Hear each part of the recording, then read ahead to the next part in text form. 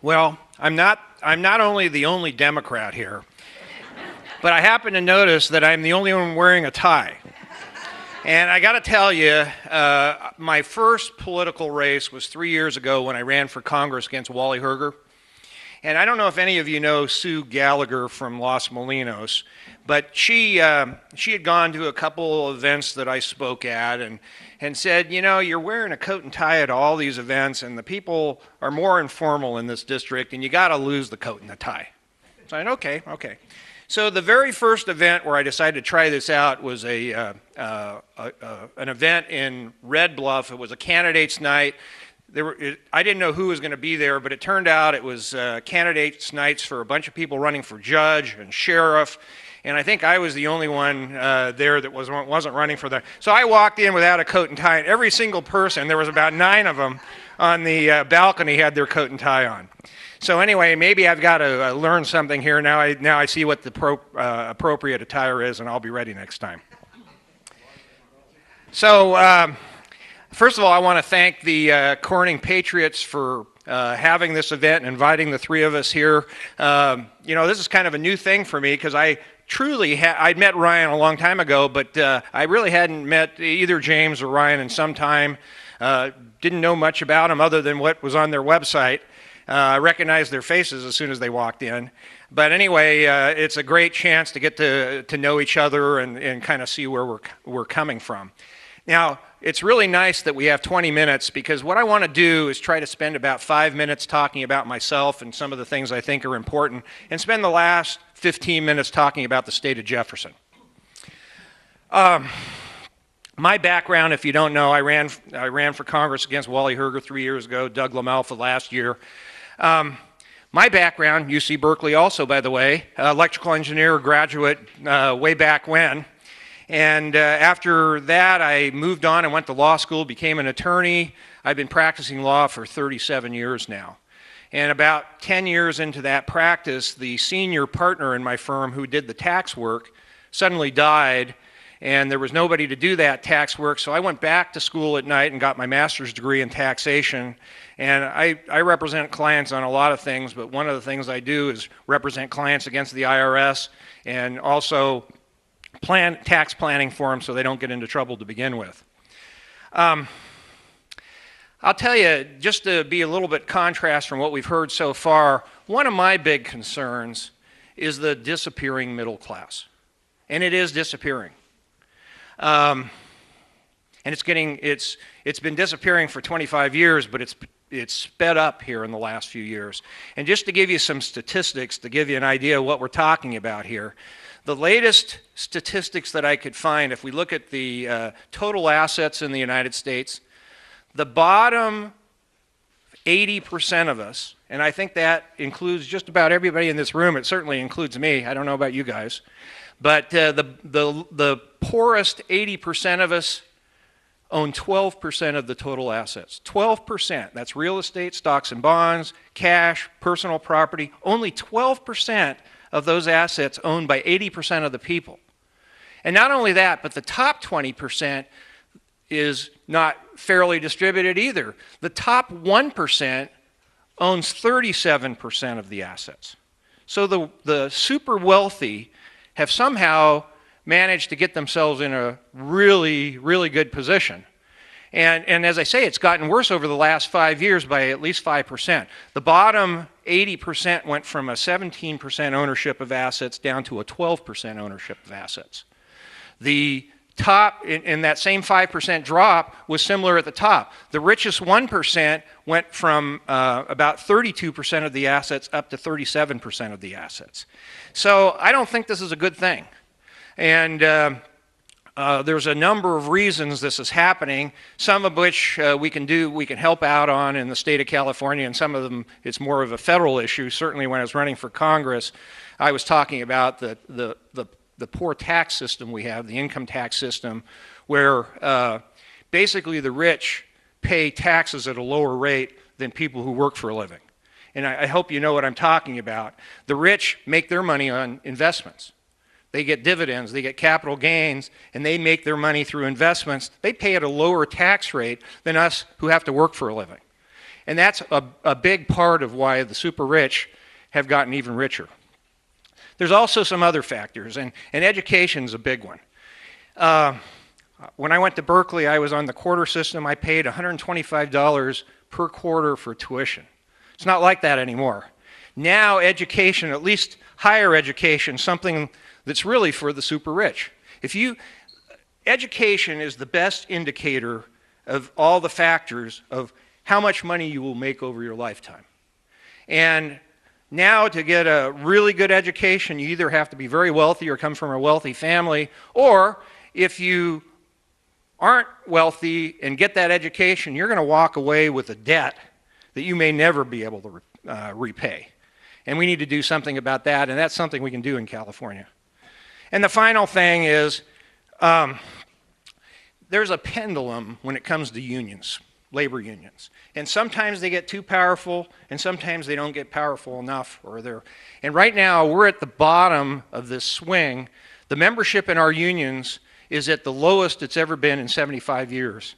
And we need to support our unions, because unions are what guarantees the working person a fair wage. All right, enough of that. Let's talk about the state of Jefferson. First of all, I want to tell you that I'm not a Johnny-come-lately to the issue of the state of Jefferson.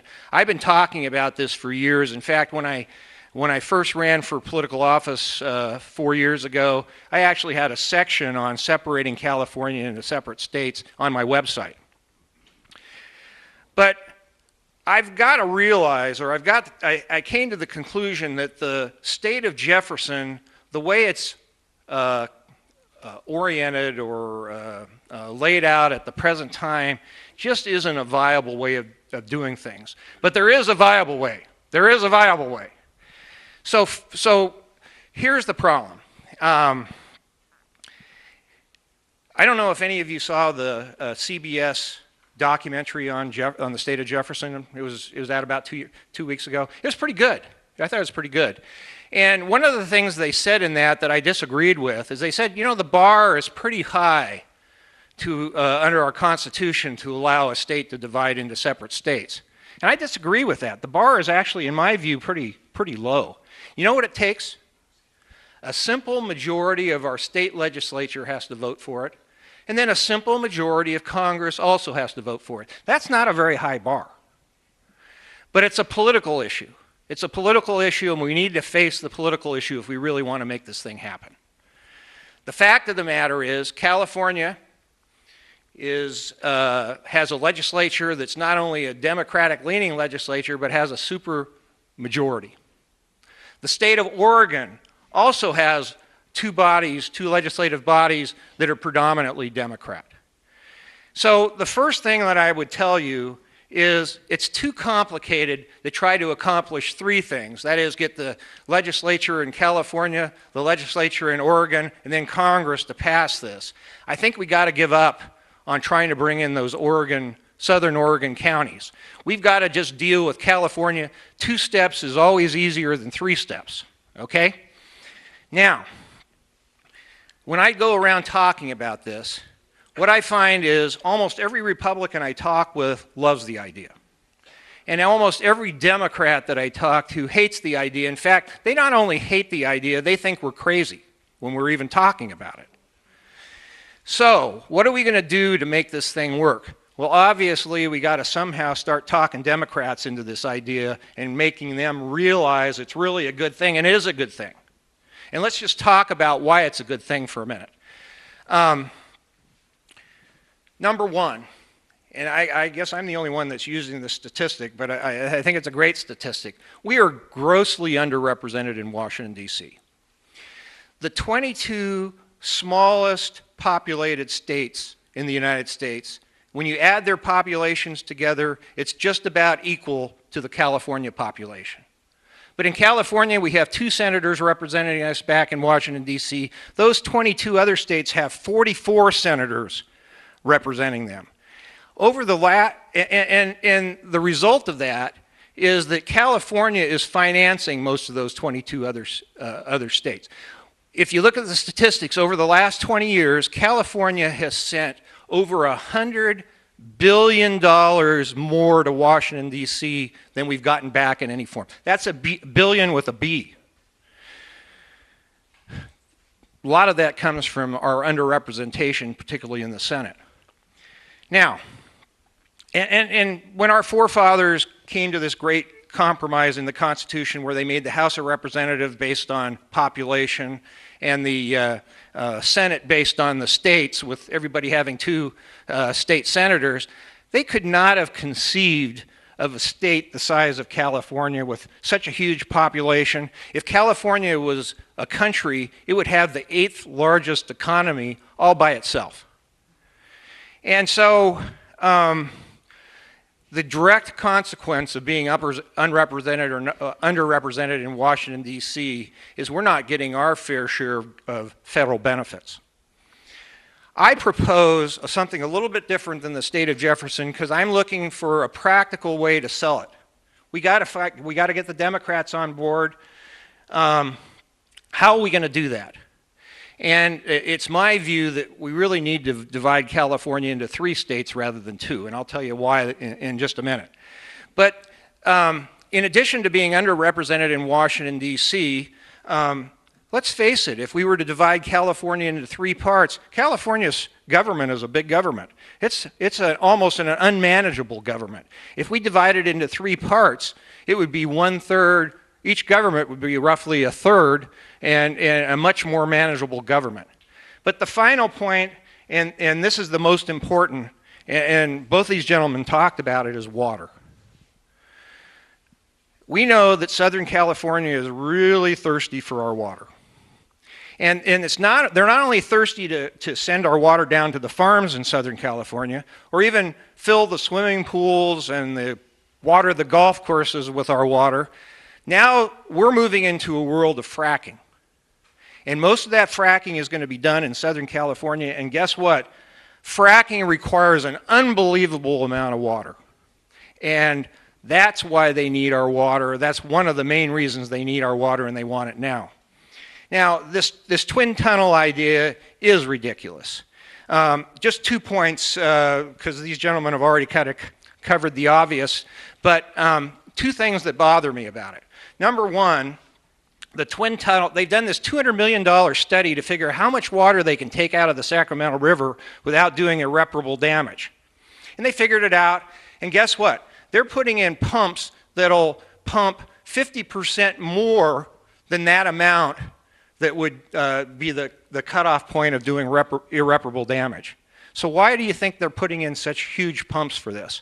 And secondly, and I think Ryan talked about this, how is this going to be paid for? Well, we're going to sell bonds and pay for it that way, but eventually those bonds have to be retired. And how is it going to be retired? The water companies in Southern California are going to pay for those bonds. And you know something? We're going to have a year with some drought, and there's going to be a crunch to pay those bonds, and there's going to be a real temptation to just ruin our environment by sending all our water south to pay those bonds. We've got to stop this. Now, why is this connected with the state of Jefferson? You remember about 20 years ago we went through this vote on the peripheral canal, and we defeated it.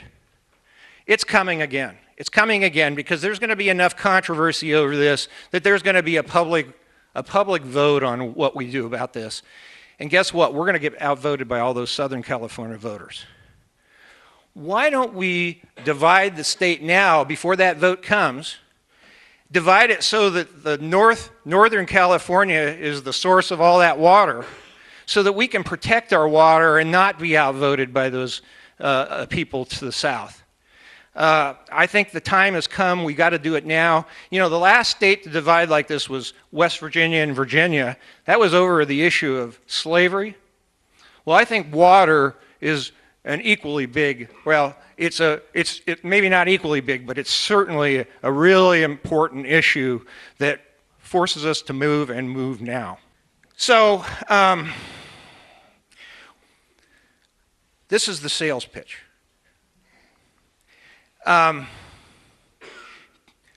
We can convince the Republicans to do this. What we've got to do is convince the Democrats. I am the person, if elected to the assembly, somebody's got to be in either the state senate or the state assembly pushing for this division of the state. There's got to be somebody that's behind it and pushing for it, and somebody who's not going to only be limited to talking to Republicans about it, because that's an easy sell. We need a Democrat that can convince Democrats that this is the right thing to do, and I'm the right person to do that. And I ask for your vote. Thank you.